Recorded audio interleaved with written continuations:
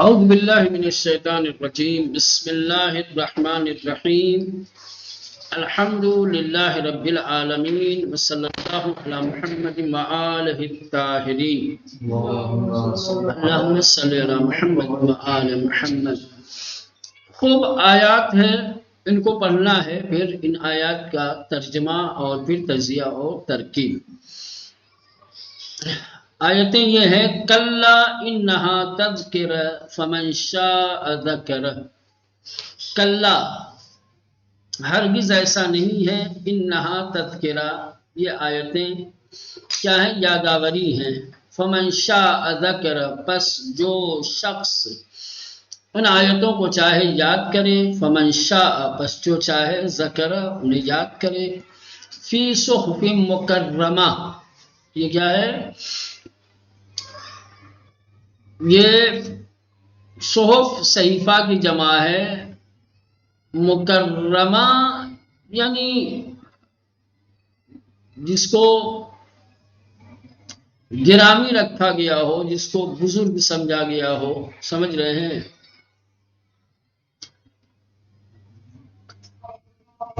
باشرافت اور گرامی صحیفوں میں، مرفوعۃ جو صحیفے بلند ہیں، مطہرہ پاکیزہ ہیں، بِأَیْدِی سفرہ جو لکھے گئے ہیں لکھنے والوں کے ہاتھوں، کرامن بررہ کیا ہے؟ بررہ یعنی نیکوکار، نیک، اچھے، ابرار جس کی آتی ہیں، بزرگوں کے ہاتھوں، نیکوکار، صالح اور بزرگوں کے ہاتھوں۔ یہ فارسی میں ترجمہ دیا ہے یہاں پہ، کلا انہا تذکرہ نہ چنینس ہمانا ان آیات یاداوری اس، نہیں ایسا نہیں ہے، بے شک وہ آیتیں کیا ہیں؟ یاداوری ہیں۔ فمن شاء ذکر پس ہر کے خواہد یاداور، پس جو شخص چاہے اسے یاد کرے، فی صحف مکرمہ ان آیات در نامہ گرامی داشتے است۔ وہ آیتیں کیا ہے؟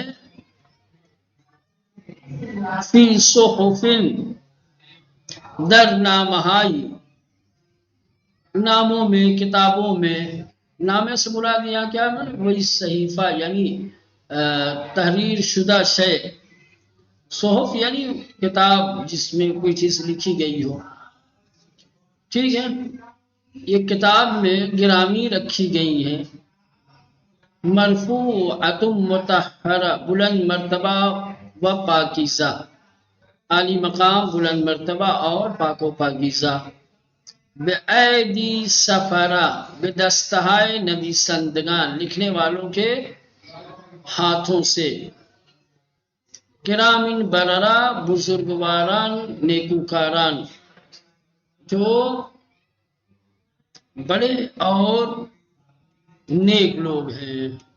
چلیں یہ ترجمہ تھا، اب تجزیہ ان آیتوں کا۔ کلا انہا یہ سب گزر چکا ہے، اس لیے یہاں پر ان کی کوئی توضیح نہیں دی ہے۔ تذکرہ یاداوری، پند، مصدر سماعی برائے باب تفعیل، یہ مصدر سماعی ہے مولانا، قیاسی نہیں ہے کہ مصدر کے اوزان میں سے کوئی وزن ان کے لیے تلاش کریں گے، بلکہ یہ کیا ہے؟ سماعی ہے۔ عرب اس کو بطور مصدر استعمال کرتے ہیں باب تفعیل کا، تذکرہ، ٹھیک؟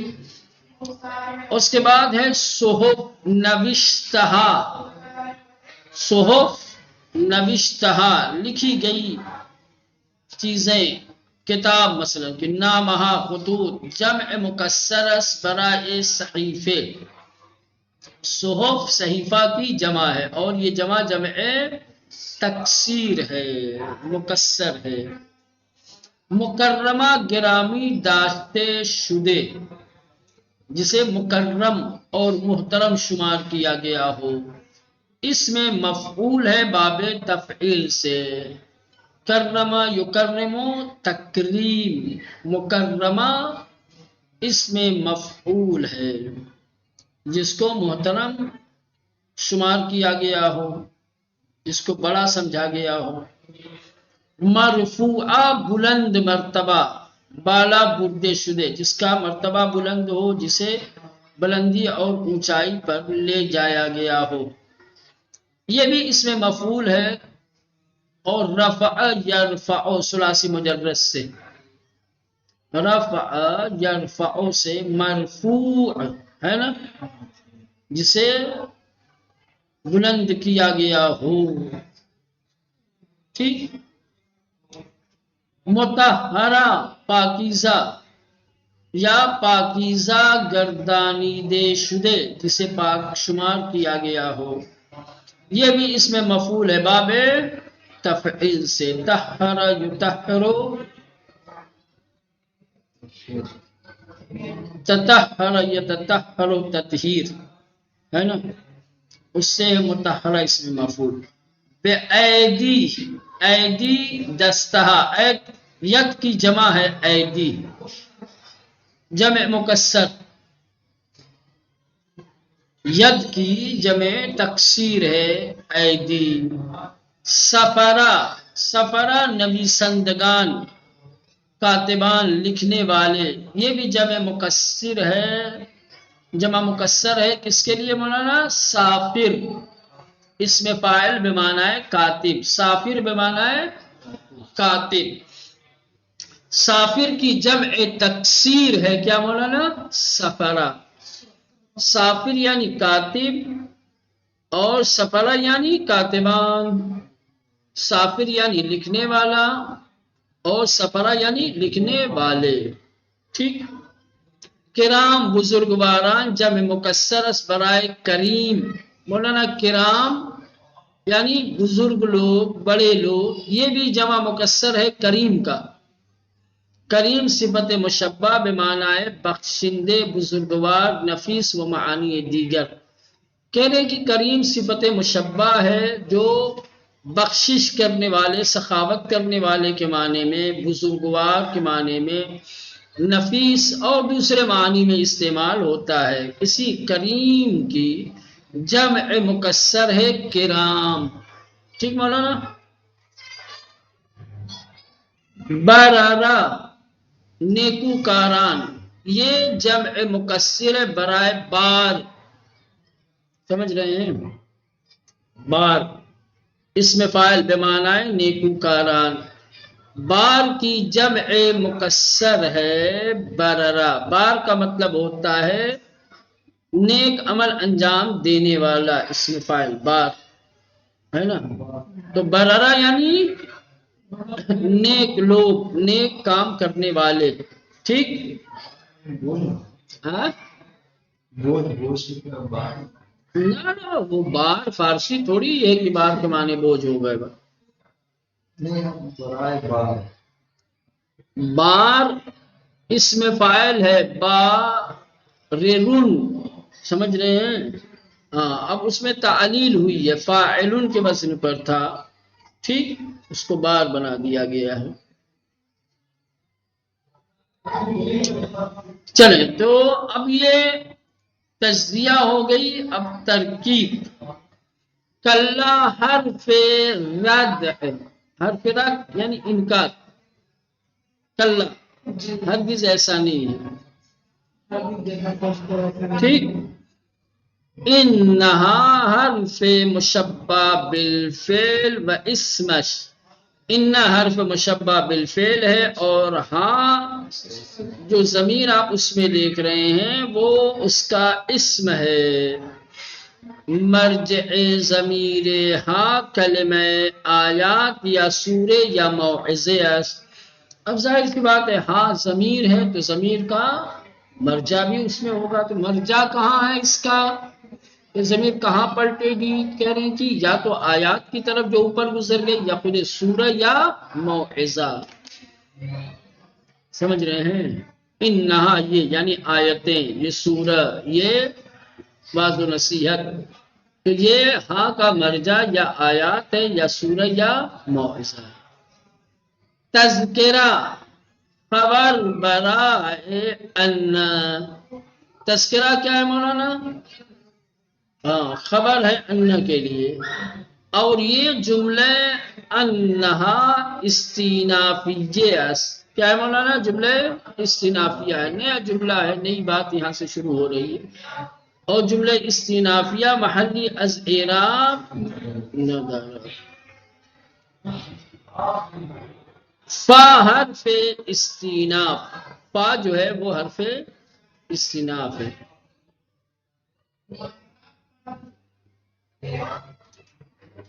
من اسم شرط در محل رفع بنا بر مبتدا بودن، اب یہ دوسری ہے، من اسم شرط ہے، من کیا ہے؟ اس میں شرط ہے، اور محلن مرفوع ہے، کیوں محلن مرفوع ہے؟ مبتدا ہونے کی وجہ سے، مقام مبتدا میں ہے۔ شاء فعل و فاعل، شاء کیا ہے مولانا؟ فعل و فاعل، جملے شرط برائے من، من شرطیہ تھا، اب یہ جملہ اسی من کے لیے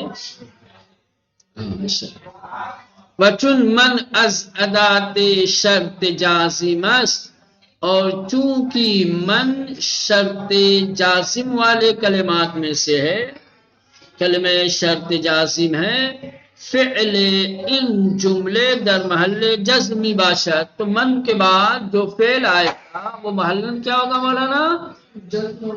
مجزوم ہوگا، ومفعول شاء محذوف است، یعنی شاء فعل و فاعل ہے، تو اس کا مفعول کہاں ہے؟ یہ فعل متعدی ہے،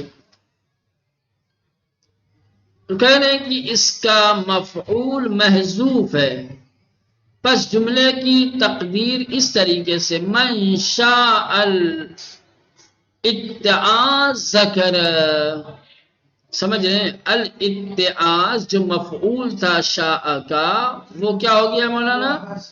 وہی محذوف ہو گیا، بس من شاء ذکر رہ گیا ہے۔ ذکر کیا ہے؟ ذکر فعل و فاعل و مفعول، جملہ جواب شرط، ذکر کیا ہے مولانا؟ ذکر فعل و فاعل، ہو جو اس میں ہے وہ مفعول ہے، اور پھر یہ پورا جملہ فعل و فاعل مفعول جواب شرط، اوپر والا جملہ جملہ شرطیہ تھا اور یہ جواب شرط ہے۔ وفعل ان جملہ نیز در محل جزم است، ذکر یہ بھی کیا ہے مولانا؟ محل جزم میں ہے، کیونکہ من ادات شرط جازم ہے، تو جب فعل شرط مجزوم ہوگا تو جواب شرط بھی، اور پھر یہ پورا جملہ در مورد خبر مبتدا من شرطیہ چہار قول وجود دارد، کہہ رہے ہیں کہ من کو تو ہم نے مبتدا مانا تھا، ٹھیک کہا تھا نا کہ محلن مرفوع ہے، ٹھیک، تو اس کی خبر کون ہے بھائی؟ فمن شاء ذکر، یہ اس کی خبر ہے، یا خبر محذوف ہے، یا کیا ہے، یا خالی شاء ہے، یا خالی ذکر ہے، یا دونوں ہے، کیا ہے؟ کہہ رہے کہ من کی خبر کے سلسلے میں، وہ من جو من شرطیہ تھا اوپر اور مبتدا واقع ہوا تھا، اس کی خبر کے بارے میں چار قول پائے جاتے ہیں۔ من شرطیہ جو اوپر گزرا ہے، جو مبتدا واقع ہوا تھا، اس کی خبر کے بارے میں چار اقوال ہیں، چار نظریات ہیں، اب توجہ دیں کیا کیا ہے۔ نمبر ایک، من از مبتدا اس کی نیاز میں خبر ندارت، کہہ رہے ہیں کہ یہ پہلا نظریہ، کہہ رہے ہیں کہ من ایسے مبتدا میں سے ہے کہ جس کو خبر کی ضرورت ہے ہی نہیں ہے، یہ تنہا ایسا من ہے کہ جو خبر اپنے بابات نہیں چاہتا، مبتدا صرف آپ کو ملے گا، خبر نہیں، کیوں خبر نہیں؟ مبتدا کے لیے کہا کہ یہ ایسا مبتدا ہے جس کو خبر کی ضرورت ہوتی ہی نہیں، ٹھیک ہے۔ من از مبتدا، ہاں اس کے، کہ من ایسے مبتدا میں سے ہے کہ نیاز بے خبر نہ دار، تو اس سے یہ پتہ چلتا ہے کہ مبتدا میں سے کچھ ایسے مبتدا ہیں کہ جن کو خبر کی ضرورت نہیں ہوتی، من ان میں سے ایک ہے، من شرطیہ ان میں سے ایک ہے۔ تو کچھ لوگوں کا یہ کہنا ہے کہ من ان مبتدا میں سے ہے کہ جن کو خبر کی ضرورت نہیں ہوتی، تو گویا اس کی خبر اس کی نہیں ہے، ٹھیک ہے مولانا۔ جملہ شرط آن در محل رفع اس بنا بر خبریت، یعنی کہ جو جملہ شرط تھا من شاء، شاء یہ کیا تھا مولانا؟ جملہ شرط تھا فعل و فاعل، ٹھیک، کہہ رہے ہیں کہ جملہ شرط محل رفع میں ہے خبر ہونے کی وجہ سے، من مبتدا اور جملہ شرط من شاء یہ کیا ہے؟ خبر ہے، من مبتدا شاء خبر۔ یہ دوسرا نظریہ جملہ شرط آن، من کا جو جملہ شرطیہ ہے در محل رفع، وہ کیا ہے؟ محل رفع میں ہے، کیوں؟ بنا پر خبری ہے، پہلے تو کہیں گے محل نصب میں ہے، کیا ہے؟ من کا شرط واقع ہونے کی وجہ سے، اور محل رفع میں بھی ہے خبر ہونے کی وجہ، ہاں محل جزم میں بھی ہو سکتا ہے، کس کی وجہ سے؟ شرط کی وجہ سے، اور محل رفع میں بھی ہو سکتا ہے من کو مبتدا اور اس کو خبر مانے، ٹھیک۔ تو شاء جو جملہ شرطیہ ہے، سمجھ رہے ہیں، یہ خبر ہے،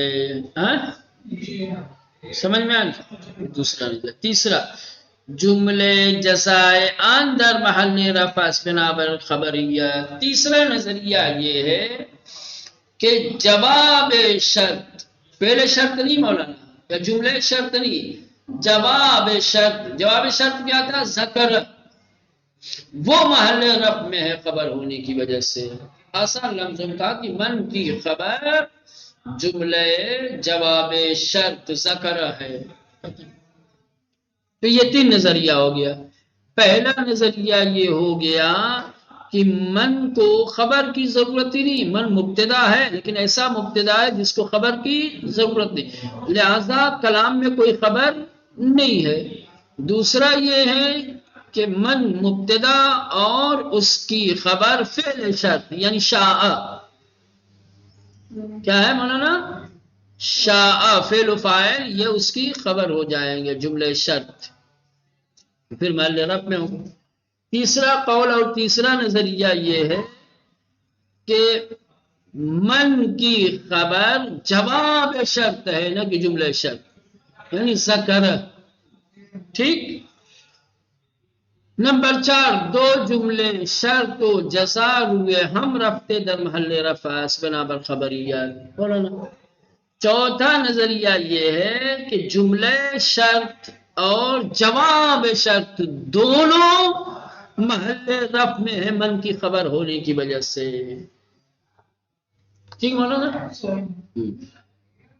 ٹھیک ہے، ایک تو ایسا نظریہ تھا، ایسا قول تھا خبر ہی نہیں، دوسرا نظریہ یہ تھا کہ نہ جو جملے شرط ہے شاء وہ اس کی خبر ہے، تیسرا نظریہ یہ ہے کہ نہ جواب شرط خبر ہے، چوتھا نظریہ یہ ہے کہ جملہ شرط اور جواب شرط دونوں اس کی مل کر کے خبر ملے، ٹھیک۔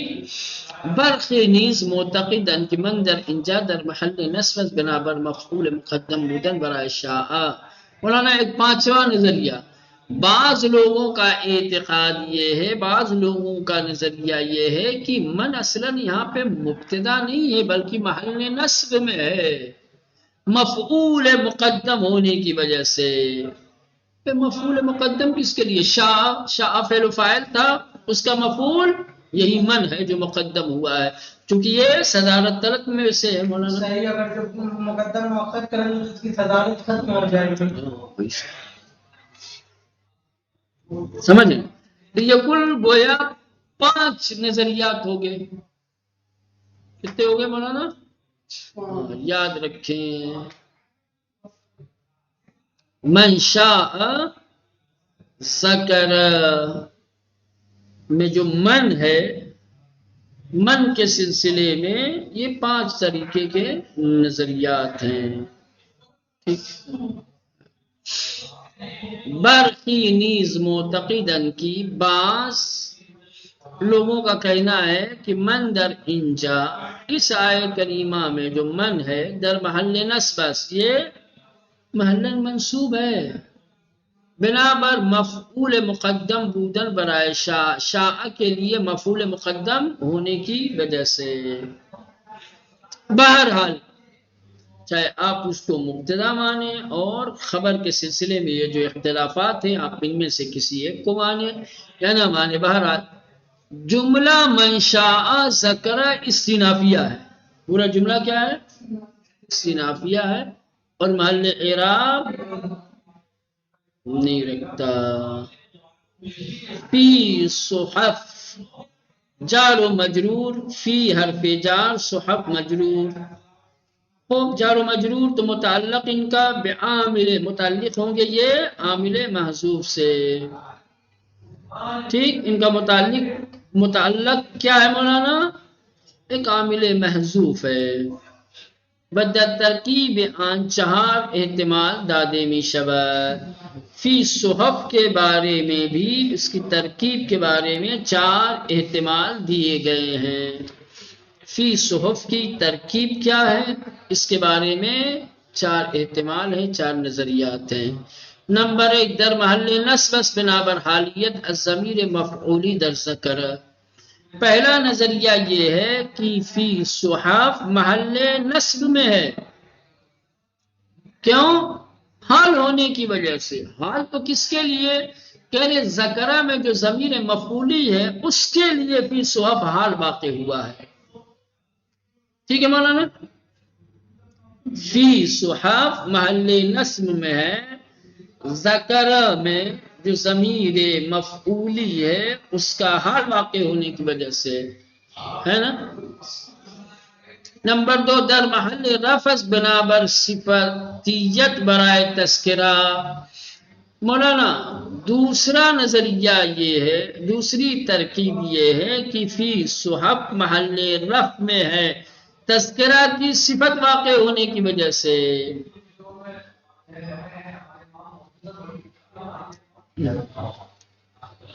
تو تذکرہ مولانا چونکہ خبر واقع ہوا مانیں گے تب نا. تذکرہ کو خبر مانا، مرفوع ہو گیا، پھر اس کی صفت آئی کیا؟ فی صحف. تب یہ بھی مرفوع ہوگا اس کی صفت. تذکرہ کی صفت ہونے کی جب موصوف، مولانا موصوف جب مرفوع ہے تو صفت بھی. در محل رفع بنابر خبر دوم بودن برائے انہا. ابھی وہی ہے، بس خالی یہ کہہ رہے ہیں کہ یہ محل رفع میں ہے. کیا ہے؟ انہا کی دوسری خبر، پہلی خبر تذکرہ، دوسری خبر فی صحف. ٹھیک مولانا؟ تیسری ترکیب یہ ہے کہ فی صحف محل رفع میں ہے بنابر خبر دوم بودن برائے انہا. انہا کے لیے دوسری خبر. پہلی خبر وہ پورا جملہ لے لیں آپ، شاء تذکرہ، شاء ذکرہ، وہ پہلی خبر ہو گئی، یہ فی صحف دوسری خبر ہو گئی.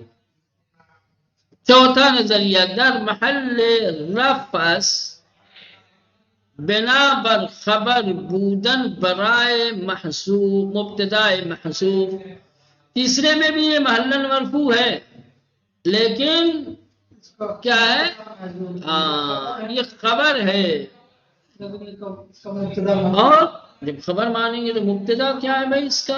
کہ اس کا مبتدا محذوف ہے، یعنی ہوا یا ہی فی صحف، ہوا یا ہی جو مبتدا تھے حذف ہو گئے، خبر رہ گئی ہے۔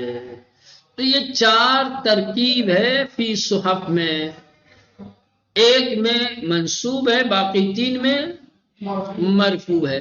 منصوب مانیں گے تو تذکرہ میں جو ہو کی ضمیر مفعولی ہے اس کے لیے حال، اور مرفوع کی تین وجہ ہیں۔ پہلی وجہ یہ ہے کہ یہ صفت ہے تذکرہ کے لیے، دوسری وجہ یہ ہے کہ یہ خبر دوم ہے انہا کے لیے، تیسرے یہ کہ یہ خبر ہے مبتدا محذوف کے لیے، ہوا یہ تھا۔ ٹھیک واضح ہوا؟ چلے اتنا رہنے دیں، باقی میں تھوڑی سی اتنا ٹائم